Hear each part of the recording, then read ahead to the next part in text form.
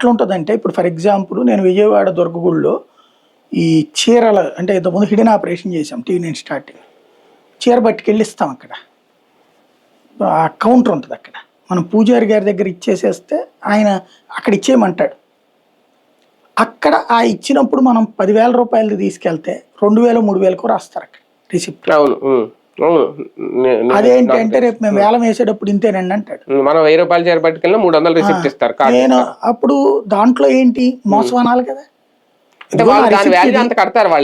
నువ్వు అది తర్వాత కట్టుకో నా దగ్గర నుంచి తీసుకున్నది 10,000 రూపాయలు ఇదిగో నా రిసిప్ట్ ఇది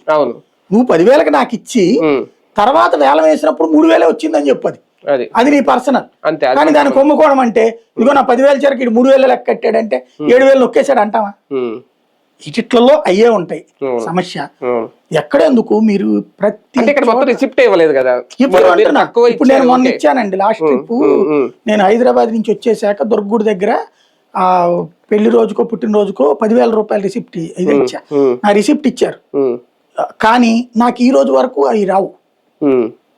అదే నేను ద్వారకా తిరుమల దగ్గర నుంచి వస్తాయి నాకు ఇంకో గుడి దగ్గర నుంచి వస్తాయి నాకు నేను వెళ్ళిన చోట ఏ గుడికి వెళ్ళినా ఆ ఏడాది అన్నదానంలో అది ఇస్తాను అయితే రిసిప్ట్లు రావట్లేదు ఇది నేను దుర్వినియోగం అయిందనాలా నేను అక్కడ నేను తెలుసు నేను ఎవడో కూడా కానీ నాకు ఇచ్చారు కూడా రిసిప్ట్ అక్కడ నోట్ చేయకపోతే నేనేం చేయాలి ఇది ఆ చైర్మన్ అనాలా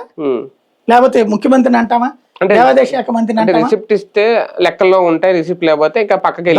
కౌంట్ అవ్వాలి అదే ఇప్పుడు